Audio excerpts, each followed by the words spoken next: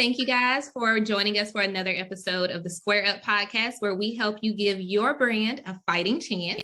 Today, I am so excited about our guest because it's somebody I've known for ages. I'm aging us. I'm making us seem like we ancient. But on this day, I feel a little ancient. Like we were just talking about the fact I stayed up past my bedtime. I haven't had my coffee yet. Like I'm an elderly person at the moment. So excited to start the day just chatting with an old friend about all the amazing things that she is doing. And I thought it would be just good to share it with you guys. And just her whole journey and story has been inspiring to me, watching it from a distance, just on some whole nother level supermom-ish happening. Like I'm just floored, and I love the way she talks about it so calmly. Like she's saying regular things and she's not saying regular things. So I have my friend Whitney here. Hey, boo. Hi. Good morning. So I know we both had issues like getting here this morning, just even getting to a stationary position. Yes. But we're gonna make this roll. It's gonna work. It's gonna be great. So I wanted to just start by, I've already, sang your praises and said, I think you're amazing, but I want to give you the chance to tell everyone who's listening and watching all the amazing things that you're kind of up to right now. Just introduce yourself. Okay.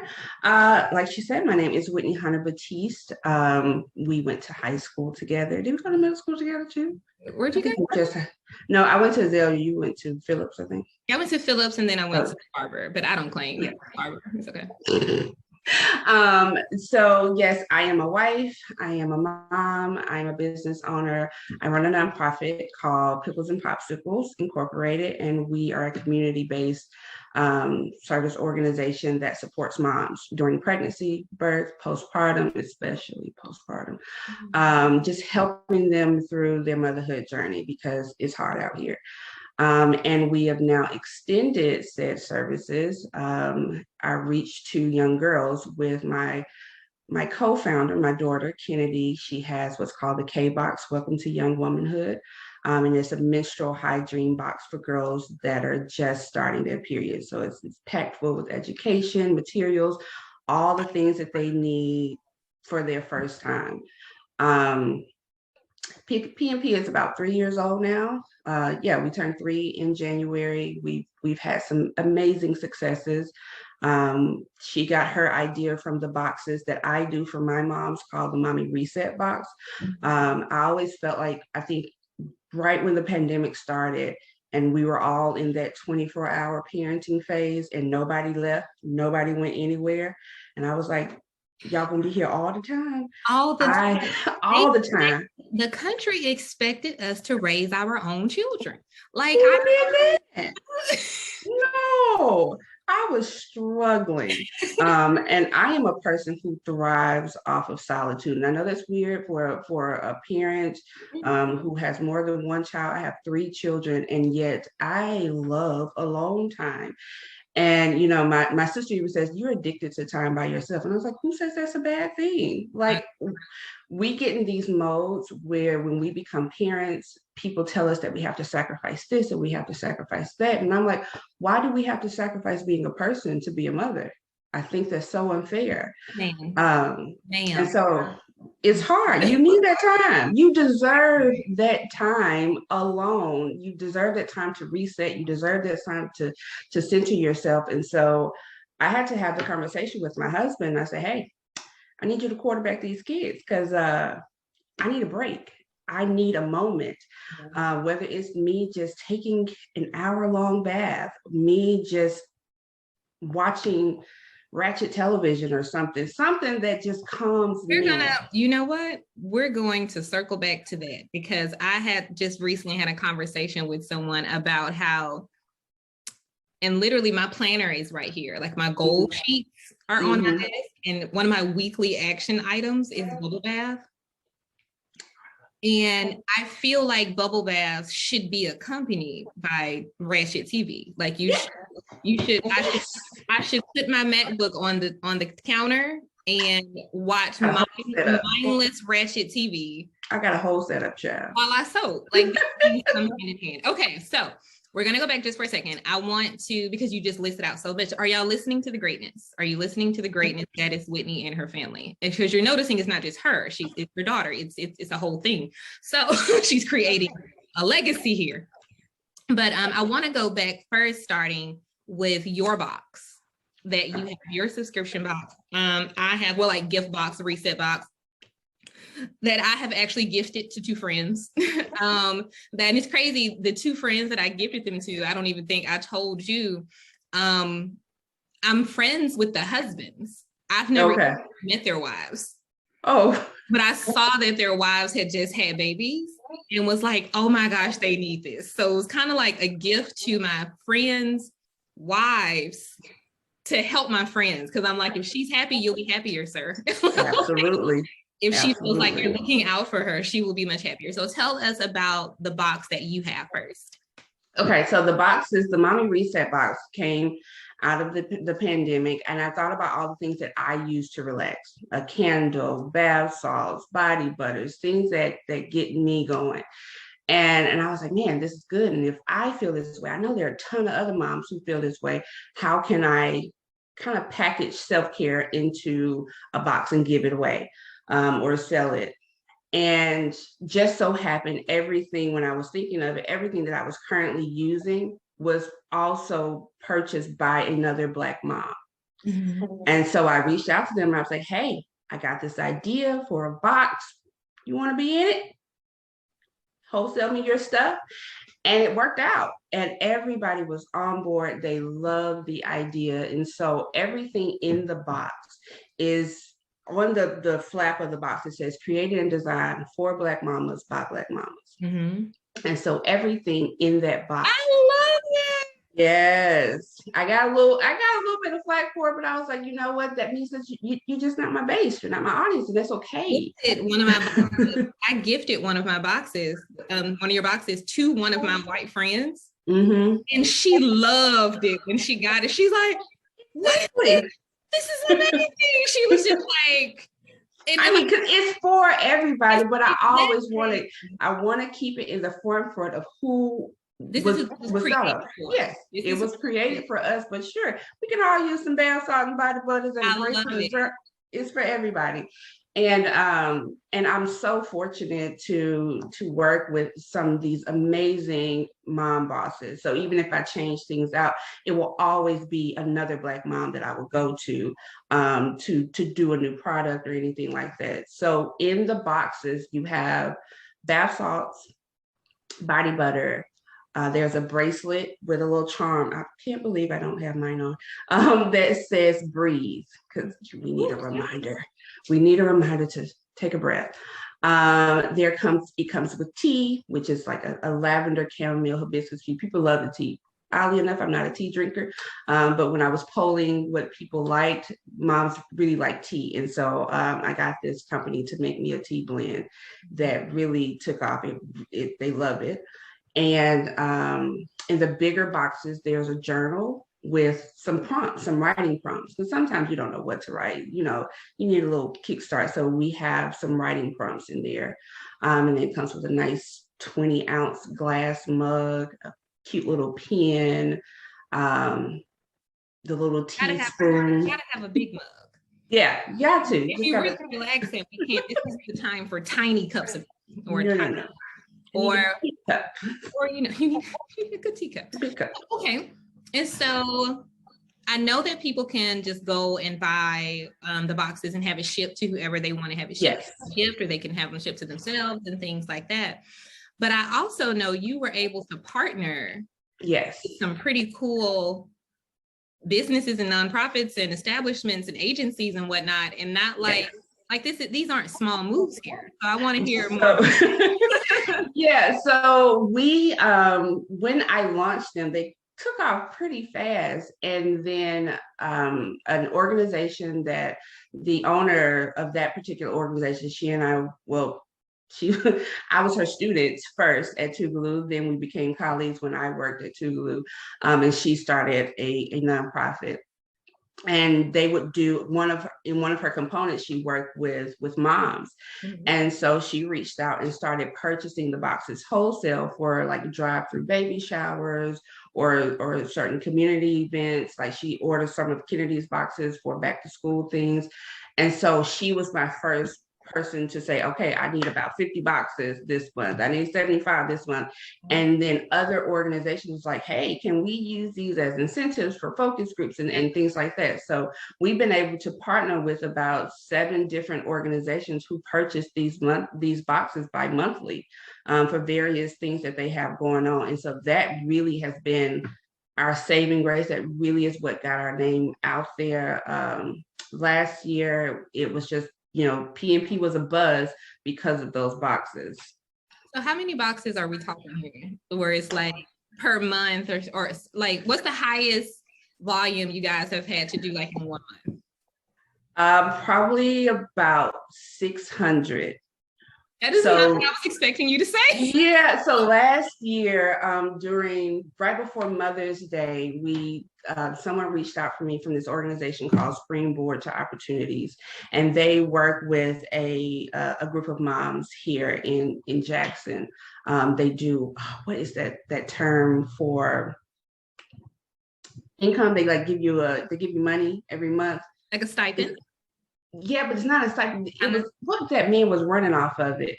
Anyway, they give for moms in certain areas, they'll just give you $1,000 a month. Anyway, and so she reached out and she wanted to do something for Mother's Day. And that was about, I think hers was about 200 boxes, but then I also had 2 other organizations, I think United Healthcare and Molina was doing something. And so I had to kind of have a powwow with my team, like, hey, I know it's short notice and I know I'm asking for a lot. If you can't do it, cool, we'll make a go of it next year. But they were like, oh, let's go. we gonna figure it out. And so that was close to about 600 boxes and products for Springboard to Opportunity. We didn't give them the box. We gave them 4. They had a choice of 4 different products that they purchased. And then they had other things that they added into the bag that they had given out. And so that was a lot. And I think that was probably last year, because by the time we hit June, we had done 1,000 boxes already. And I had to take a break. July is when me and you were talking like last summer, and you were so exhausted. I was so and I see why now. I just remember we both were just exhausted. So much had been happening. I understand now. I get it. Yes. What I love is, as I'm listening to you talk about you guys doing such high volumes, and I'm so excited for how that's growing your business, I'm, also remembering that all of these smaller businesses of Black women who are providing all these products, they got to benefit from the boom too. What's that call like when you all of a sudden email them or call them like, hey, so I need 200. Right. It feels amazing. My husband fusses at me all the time, and other people too, that I don't speak much about the economic mobility part of that. And I was like, I wasn't thinking about it like that. I was like, I like this stuff and I know somebody else would like it. And so let's figure out how to get it out. Because the girl who does my bracelets, I was so nervous when I called because I had never met her before. I just ordered something, sent it to my friend. She loved it. I started ordering things. She had great customer service, which I'm huge on. Yeah. And she was so sweet. And I was like, hey, can you make me some bracelets? And she was like, I was like, do you wholesale? She was like, I haven't. I guess I can. Good. And I was her first wholesale customer. She now wholesales, and I was her very first wholesale customer. And I think she got robots in there or something, because homegirl be knocking them bracelets out. But that's it. It's that trickle down effect of like my assistant is one of my best friends in the world. She's one of my line sisters. We met in college. We've been inseparable. We started practicing for a step show one day, and we've been inseparable ever since. That is crazy. But I love that every time I get a new social media management client, or if I get a new web design client, I know that when I make money, she makes money. That's it. And I just love that mindset. Or like even other people who I may outsource graphic design work to. Another one of our classmates does logos and stuff for my company or whatever. And I just love every time somebody send me a logo inquiry, I know she's about to make some money. It's something about knowing that you are helping put other people in a good financial situation as well. Like it does something. And I think when we are all, as we're chasing, I think COVID, one of the things, you know, if any good came out of it, you know, there are smaller good things that came out of it. A lot of us were able to dream because the traditional career paths that we were on, a lot of them got interrupted. Mm-hmm. And people were like, I can't make money doing the traditional thing that I had been doing. I gotta be creative. What was that creative thing that I always like to do? Let's make some money from it. And it really worked. Like a lot of people were able to actually build careers and businesses that impacted their own lives and other people. And that is like exactly what you are doing. So kudos. But I think mine was by accident though. A lot of people by accident. What do you mean? I am literally the accidental entrepreneur. This was not on purpose. I didn't sit down. That's what I feel. Exactly. I didn't sit down one day and I'm like, I just want to start a business. No, I sat down one day and you sat down one day kind of with like a purpose that you wanted to kind of help some people. Literally, I sat down one day and realized I was poor and was like, I need money to survive. Like one of these things that I enjoy doing can feed us. Okay. So it's not on purpose. And I think sometimes that's some of the best stuff. Yeah. But I want to transition to your daughter's box because that to me is so unique. So can you tell them just about, because I think this is the best idea on the planet. So we started talking about puberty. I walked in on her one day discovering that she had hair and I was like, oh God, is it time? I'm not ready. So then how old was she? 10. Okay, because my daughter's 8 and she's getting hair in her arms. Yes. And it's been a thing, it's been a conversation. I'm like, you're 8, we're there? Like, that's what we're doing? She'll be 9 soon, but I'm like. So when we polled parents, before we started these boxes, we polled parents to see what was the average age that young girls were getting their cycles. 8. See, and I was a late bloomer, like literally. I was 12. Yeah, we were at Phillips. I was at Phillips when I, so I'm like, we didn't. Oh, but then my other friends and even my sisters, they were in elementary school too. I was like, I didn't know. It hurt my heart a little bit. I was like, hey, your babies around here got to worry about at 8. Oh no. So we started the conversation when she noticed that she was getting hair. And so we have a very candid household. Mm-hmm. We talk openly and honestly about everything. And so when we got to the period portion of because it had to help start a whole new thing about, you know, really kind of driving home that importance about hygiene, you know, now she has to wear deodorant, you know, all of these things. And so when we got to the period portion, I'm sorry. And go ahead. I'm sorry. I was like, who told the babies to grow up? They're wearing deodorant. I'm not. Let me tell you, I was sick. I was very sad. And for 2 years straight, I was sad. And because she actually just started this year. And now in the conversation had been going on, she was fully prepared and everything. And she just walked in like nothing. Oh, Mama, I started my period. What? I was in full blown tears. Okay. And my friends were like, fool, you've been talking about this. You got a whole business around it. Why are you not prepared? I was like, I wasn't prepared for the emotional part of this. Like, you need to make another box, a box for the moms, so we can. What to do? So we can be prepared. Okay, I'm sorry. Okay, so you had the conversation and y'all are starting to talk about it. And we're like, how do we prepare for when this day comes? Yes. And so I told her about all the things that she would need. And I said, when that time comes, then I'll just physically show you how to do it. Mm-hmm. And so she was like, oh, okay. So when it's my time, are you going to make me a box? I was like, oh yeah, girl, I'll get some stuff together, make you a cute little box and, you know, be prepared. And I mentioned it to a couple of friends. They was like, no, you should make this a box. And I was like, no, I'm trying to stop making the boxes I'm making right now. They was like, no, listen, this is a really good idea. Think about single dads who got girls, they don't know what to do, how to talk to them. This is like a everything. Now that's real. Yeah. I didn't even think about how helpful the boxes are for dads who have a daughter. And they're like, even if they're not single, it's like, what if this starts when mommy's not home? Yeah. Like, what am I? What do I do? And they have it. And I met this lady on a meeting. We were on this pink tax meeting about the tax they charge for feminine hygiene products. Mm-hmm. And it was her cohort. And she was just a really, really cool person. I was like, man, we should link up after this. And we started talking, found out that she was the founder of Black Girls Rock Mississippi in Starkville. Okay. And then I met another young lady who has an organization for foster kids.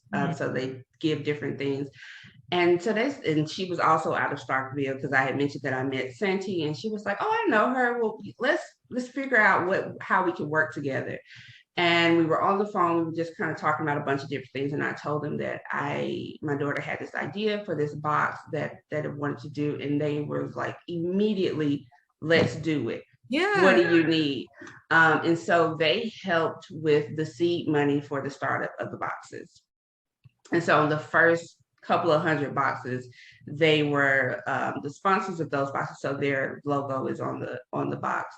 And then they, purchase them for, like, if Keltra gets a new round of new girls from in foster care homes that she's in community with, then she'll get the box. They'll get them as they come in from wherever they're coming from. So they'll have that. Yeah. Black Girls Rock of Mississippi do a bunch of things with girls throughout the year. And so when it comes to that topic, and they're giving out boxes to those girls. So it hit pretty fast.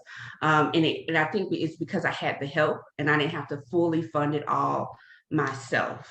Mm-hmm. So I knew it was going to be important that we really honed in on the education, because my mom, she did the best she could. She made it a whole thing. It was an event. When our period came on, it was Women's Day. I got to wear silky pajamas and fuzzy socks and eat all my favorite snacks. And so that first week, I was like, oh, I'm a woman now. And she was like, what? No, because I was like, oh, I made it through. I'm done. No, baby, this is going to keep happening. This happens every month.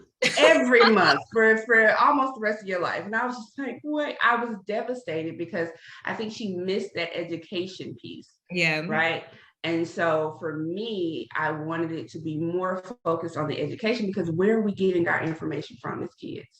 From our friends. Yeah. And the internet. And the internet.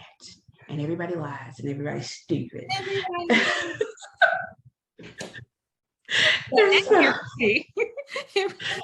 just lying for no reason. And so when it was going to be her time and I'm not going to be present, and she's having these conversations with her friends who are getting their periods, or she's getting hers, that they're not disseminating this incorrect information and they're not scaring one another, and that there can be openness and honesty with, like, hey, this is what's happening. And also, I didn't really start paying attention to my own reproductive health until I was in college. And I think my roommate was like, I think we were talking about my period, and I was like, oh yeah, well, sometimes I get one and sometimes I go, and they were like, hey, yeah, that's not normal. That's not normal. I was like, oh. And you're like, oh, really? I've been dealing with this my whole life. I didn't know. And so I don't want her to be like that. I don't want her going, 2 weeks with a period, knowing that her period should only last no more than 7 days. So if she at day 10, she's like, hey, mom, something wrong. I'm still bleeding. It kind of helps them kind of be more in tune with their bodies, understanding what's happening, what's supposed to happen. Your cramps are not supposed to leave you balled up on the floor, hovering over a toilet, throwing up. That's not normal. So we need to go and get this checked out.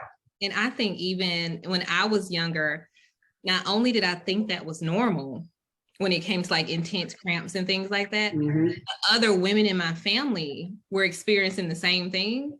So they thought it was normal. And I was like the first one. Fortunately, our generation, we were kind of like the first generation to stop being test dummies. Yeah. we literally were informed with accurate information about things, or we had access to it. Mm-hmm. So even though it wasn't handed down to us, we all of a sudden had accurate access to what our bodies are supposed to be doing. But you ever have those situations you're trying to relay that information to older members of your family, and they're like, what? Like, they just don't, I've been dealing with this my whole life. It's all right. And I'm like, and that's a problem, but okay. But okay. Exactly. Okay. What I want to, you said something that was very interesting. You kind of said it real fast and you kind of floated past it a few, statements back. We were talking about the mommy reset box, mm-hmm. and transitioning into the K box. And you said, I didn't even want to be doing my own box. I was ready to quit. I was tired. What I want to kind of take a couple of minutes to talk about is those moments, or that moment when you are feeling like, I'm giving this it. I'm not doing this. This is too much. This was a great idea. We had a good run. And it's like, I really want to give up, but something in you decided to instead, I'm a kind of like square up, you know what I'm saying? It kind of like, I'm gonna fight, I'm gonna keep going. This is bigger than me. But what was that, or not that moment, or those moments? Like, what is that moment like when you're really at your end and you're like, I can't do this anymore, but yet here we still are? So I didn't have a proper relationship with rest. Okay. Go there. And because I didn't, and that accompanied by, I feel like I had wasted a ton of time. Mm. So here I am transitioning out of one career to something I am completely new in. Yeah. I am very much a student in this maternal health world. I feel not prepared at all. And so on one hand, I'm like, I've wasted so much time. I was going full force in one, specific area. You can tell me that I wasn't going to be somebody's dean in somebody's higher institution. I remember you saying that, yeah. And so here I am. I'm this thing is happening. It's growing. It's beautiful. It's great, right? Mm-hmm. But I'm exhausted, and so I'm like, if I stop, I won't start back. Mm-hmm. And I was struggling with that because I was like, what was making me do it in the first place? Yes, there was a gap that I saw, that was a need that I felt that needed to be met in various parts of the business, but I can't stop because it's so new. I shouldn't be this tired so early on. And my therapist. Right, shout out to the therapist. Oh, shout out to therapists. Listen, she be gathering me. I fire her every week at the end of every session. I told my therapist, I don't even think I pay you enough for you to be reading me like this. Like, who are you? Anyway. And so she forced me to, every week. What day? It started with something small, like what day is going to be your off day this week? Mm-hmm. Because I was going from Sunday to Sunday. Yeah. No problem. And I'm mixing all of this in with my actual life of being a wife and a mom. And so every day it started with, what's your off day this week? She'd be like, so what day are you going to be off this week so we can talk about it? And I ignored her. And then it got to the point where I had pushed myself to, I was physically ill. Yeah. And I actually could not work. Yeah. So I was like, since I'm so sick, I'll just take this month. And that 1 month turned into 3 months of forced rest, right? And during that time, I was so scared because I was like, what if I spend this much time away and I don't love it anymore and I don't want to do it anymore? And I feel like I made a mistake. But what ended up happening at the end of that 3 months, I was hungry. I missed it. I had all of these new, fresh ideas. I had things that I wanted to do. And so when I'm telling her about this, and she lit up and she was like, you have got to manage rest. You can have rest and still have a successful business. You can have rest and still be a great mom. You can have rest and still be a great wife, person, friend, but you have to do those things for you first. And I was like, yeah. Why am I getting chills? I'm like, it's necessary. It is absolutely necessary. And for me, I just didn't think that it was, because I'm like, I am in my 30s. I don't have anything established yet. I feel so behind, compared to my counterparts. I feel like I haven't hit those milestones I was supposed to be hitting at the times I was supposed to be hitting them. But you know what? Whenever you hit that milestone, that's when you were supposed to. Whenever you reach that success that you're dreaming of, that's when you were supposed to have it. Because if I think about it, if God had given me everything I asked for when I wanted it, I would have squandered it all. I just would have. God just knew, man. He knew I was gonna mess it up. I wouldn't have had the mental capacity to hold all of those things that I wanted at that time. I wouldn't have known how to balance being a person, being a mom, being a business owner without completely falling apart. And so in those 3 months, I really had to take a deep dive into Whitney. And, we hear that term all the time about you can't pour from an empty cup. And it brought me back to the time when I was young and my grandmother would drink tea. She was fancy. She had a little teacup with a saucer. Yes. Right. Yes. And so I always wanted what she had. Not, it was just because it's granny. I wanted what she had. And she actually never gave me what was in her cup, ever. What she gave me, what fell over into the saucer. And so when I hear that term, you can't pour from an empty cup. And I was like, because what's in the cup is for you. Yeah. That's your reserve. And what people get out of your life is the overflow. The overflow. What falls into the saucer. And so that way you don't have to lean on anybody to continue to fill you up or to pour into you, because you're doing that yourself. And everything else that falls into the saucer, that's the overflow from you filling yourself up, from you taking time for you making sure that you are good. Because then if you are good, guess what? You are better for everybody else. If you force me to be a mom 24/7, I promise you I'll suck at it. I promise. I tell people all the time, I am not an adult. I just play one on Instagram. Like, yeah. I don't know what I'm doing. No. So for people to be like, Ashley, just what are your mom tips? You want mom tips from me? Like, I don't even know. We're trialing and erroring this thing. This is a huge science experiment. Yes. I don't know what's happening, but I love that visual of feeding yourself first. Mm-hmm. And I love that when I ask you, how did you fight? You fought with rest. Yeah. And I think we are in a society that is telling us we must always be on the go. Yes. And always be in offense mode. You know what I mean? And just like, I got to fight, so that we aren't taking the preventative measure of, let me prioritize myself. Yeah. Let me rest. Let me, I throw at people all the time, rest. And I'm a yoga teacher. So it's like, rest is not something that you earn. Yeah. It's literally a gift. It's something you deserve for simply living. Take it. We're alive, and life be lifing.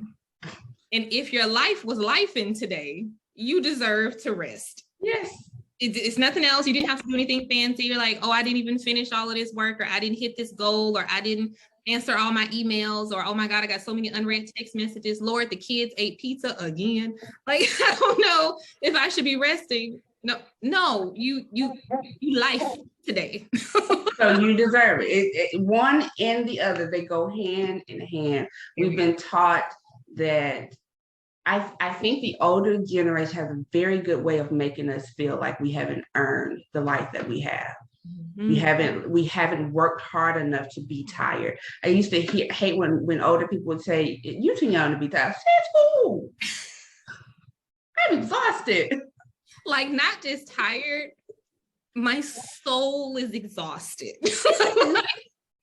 You're too young to be tired. That is the worst insult ever, because it's just like, you don't take into account what millennials have experienced in their short lifetime. Oh my gosh, we've lived 5 different lives. Swear, we came in when the internet was like, we watched the internet happen, you know. Like we literally went from playing with like, what's the little thing where you drop the ball and pick up the jacks? Oh yeah. we went from playing jacks to Nintendos to big thick computers with the big back, because I had one of those with AOL dial-up internet. I was with dial-up and chat rooms, and then we transitioned into laptops. Now a computer is in our pocket. Like, we are on information overload. We have experienced terrorist attacks upon, like, how many terrorist attacks have we experienced in just our lifetime? Like, let's just not even, we started 9/11, but ish was going on even before then. We had the DC sniper. We've had so many. And now we're in a whole panorama. That seems like it's never going to end. We in a panorama. We're scared to send our kids to school because they're shooting up the schools. We're scared to go to work. Like, it is, all of that is on a daily basis. And at the same, like, you really want me to. And then we're Black. We're raising Black children. Yeah. Mm-hmm. Black sons. Yes. Like, mic drop. On top of all of that, I am also very much so a Black woman. Yes. Woman. Yes. So you're like, all of those things that you're trying to maneuver throughout the day.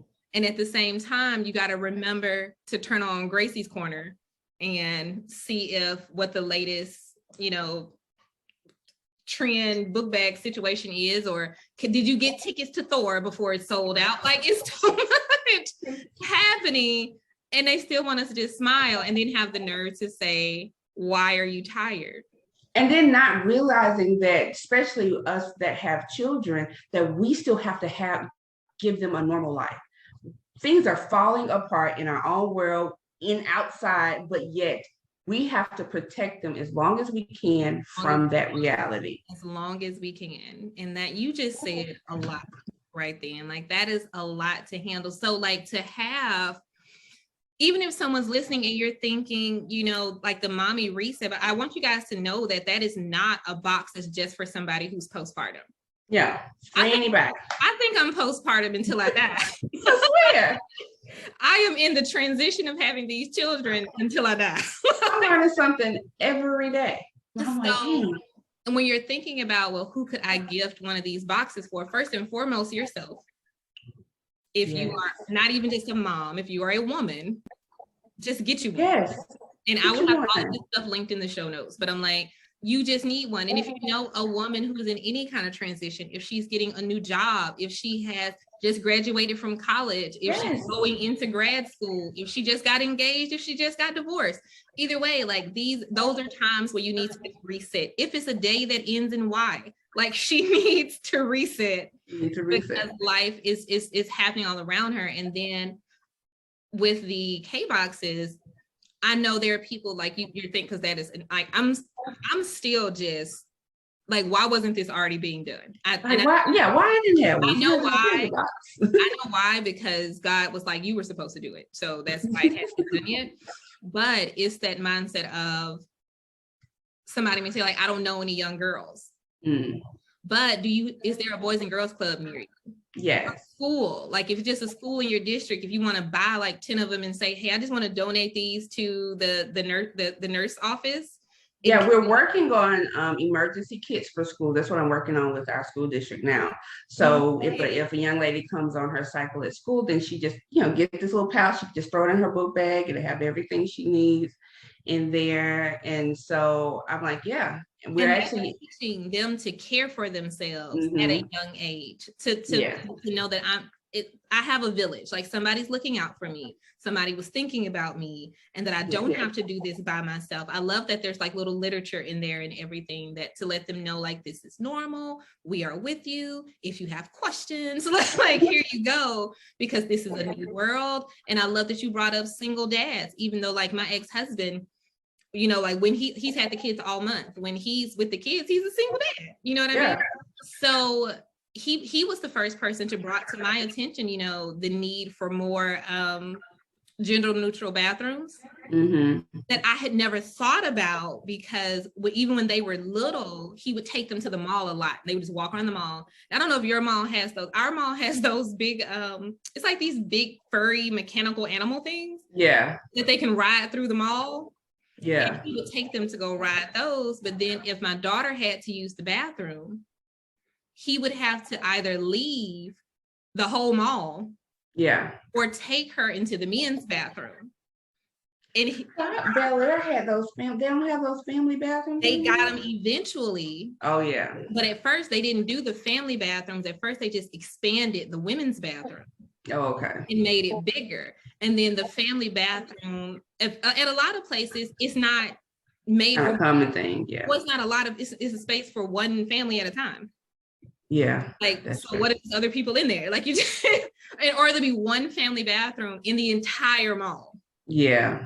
And that's what it was. Only the bathroom on the backside by the post office had the family bathroom. Inside of like Dillard's and stuff didn't have one. So, but it's little things like that you think about.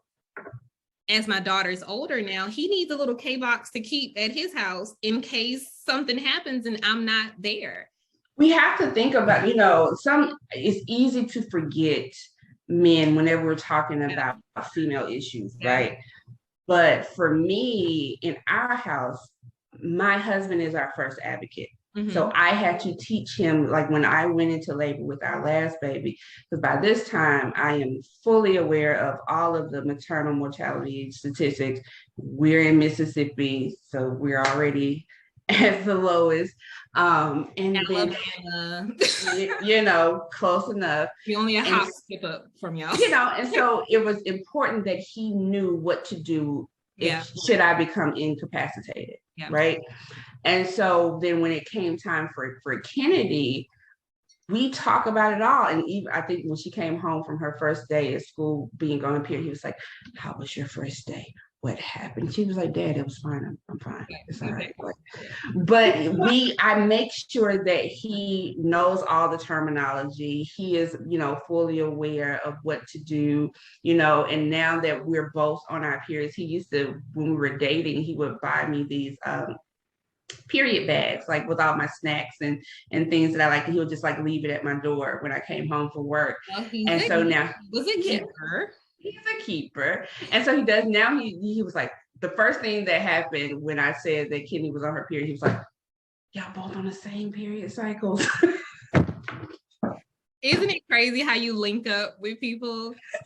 Like me, it's crazy. Me and one of my best friends, we're in different cities. And I have one too. We talk so much that about 3 years ago, we synced up. It is so I have a friend that's in Georgia and one that's in St. Louis. We are all synced up because that's how often we talk. So we are all synced up on our periods. So they were like, oh, so your period, mine just came on yesterday, so yours is coming on tomorrow. I'm like, here we go. Yours just went off. Okay, guys. Yeah. We all in the same. We're good. And just before we wrap up, I want to say about the treat bags. You know who used to do that for me when I was younger? Who? My grandpa. He used to keep the just plain classic chocolate Hershey bars. He kept them in the refrigerator at my grandmother's house where the butter goes. And because one day for some reason I mentioned that I really liked chocolate when my period was on. And I was like, I don't even really eat a lot of chocolate. I'm a fruity candy kind of person, but for some reason during that time, I really want just like pure chocolate. And I used to want Hershey Kisses or whatever. So he would keep like 5 Hershey bars in the refrigerator at all times. And if I came over, I just knew, or he would like hand me one. It was the cutest thing that for his like youngest grandbaby, he's like, I'm going to keep chocolate bars in the refrigerator because I was close like that with my grandfather too. My papa was every. Isn't it? Don't get me talking. I may start to cry. We're not gonna. We'll cry later. Okay. So, we're gonna wrap up. All right. And I just want to thank you like so much, like everything that you are doing. I'm gonna take a few moments to pop your collar for you. because you're doing something amazing. Thank you. And I need you to never minimize that, and don't let anybody make you feel like it's boastful or like it's arrogance or like it's, she's speaking about it like it's so big. It is so big. And it is a calling, and it is something that is needed. And it is something that the amount of stress and confusion that you are relieving from moms, reminding them that they have a village, equipping other organizations to serve the women that they serve without them having to be stressed, like, oh my gosh, we have this event, how are we going to provide for these women? Now they know you are a resource. Like, this is a big thing. And I am so proud. I was telling a friend of mine, I think out of the people we graduated with, I'm like everybody's cheerleader. Even if I hardly knew them in high school, we actually were friends, but like people who I barely knew, if I see they're all of a sudden selling fruit baskets, damn it, I'm buying a fruit basket. I'm so proud of you for making fruit baskets. And I think we all should be like that. Yes. Because you need other people sometimes to remind you of the greatness, because we will try to make our greatness seem mediocre because other people are making it seem mediocre. No, you're doing something amazing. It's fabulous. It's needed. You are serving the people. You are creating opportunities for other entrepreneurs. You are creating resources for other people who are serving the community. You are attacking the Black maternal health issue crisis like head on. Like even that too, I was one of those ones. I literally, me and my daughter both almost basically died when I had her. And it was a lot. And I remember even the little care packages they brought me in the hospital that other organizations had donated. And I'm just like, thank you. It was like this little cute thank you stuff. It made me feel not alone. Yeah. That somebody else. And that's the goal. That's the goal to, everyone talks about it takes a village to raise a kid, but it takes a village to be a mom. It takes a village to get through this ugliness that is motherhood sometimes. And I tell my moms, I was like, listen, I cannot prepare you for what social media says motherhood is, because I ain't been there. I don't know what that looked like, but I can help prepare you for the heartbreak that will definitely ensue from just being a mom. Yeah. It's lonely sometimes. Yes, it's beautiful. Yes, it's rewarding, but it is also lonely. It is heartbreaking. It is frustrating. I feel a little piece of me leaving every time they go into a different stage. When I cried the whole first month my child went to middle school, because I'm like, oh, she in middle school. She growing up. I can't. Something you said about minimizing the work, it speaks to my therapist who fusses at me a ton. And I remember because I started therapy around the time I started the boxes. So when I was finished, I said, hey, get a P.O. box so I can send you a box. I know you don't want a stranger sending stuff to your house. Mm-hmm. And so she did. And our next session after she received the box, she was pissed. She was like, you talk about this organization. I thought it was a Facebook group. That's how small you made it seem. Yeah, like this Ziploc bag. Yeah, she was like, I'm thinking, and she was like, so I was so confused when you were talking about these funding organizations like United Healthcare and Kellogg. And I was like, for a Facebook group? She's like, I was confused. And here you are talking about this big, and you got a whole ass business. She was mad. She was like, don't do that. Exactly. I was like, and I said the same thing you just said about like, I don't want to seem boastful. She was like, it's not boastful when you're telling the truth. When it's honest. And I'm like, no, and who trained us to be that way? And whoever trained us to be like that, okay, whoever's listening, it stops today. It stops today. Let's not even focus on where it came from. Let's focus on the fact that is ending now. Yes. Because it's ridiculous. It's not that whole like meek and mild womanhood type thing. All right, we've been past that. Like what do we say? What do we say? We are the generation raised by 8Ball and MJG. We're not doing this meek and mild situation. We're gonna boast it. We're gonna pop it. Like this is, and it's because we are walking in what our calling is. Yeah. And it's okay to be like, oh my gosh, I'm actually being obedient to the call of the Lord. What is that? Like, so let me be okay with that so that I continue to walk in and not minimize the work that he is calling me to do. Yes. So I want to say thank you so much for being on this today. Oh, this episode has blessed me. I hope everyone who is listening or watching, it has blessed you. I'm going to put all the different ways for you to order the Mommy Reset box, the K box, so just if you want to make a donation, if you want to do whatever, you want to connect with Whitney to partner with like you may have an organization you're listening like, oh my gosh, we have it coming up. We need these boxes. And so you guys can discuss it. I will make sure all that contact information is in the description. So again, thank you so much. And thank you everyone for listening. We will catch you all next time. Bye.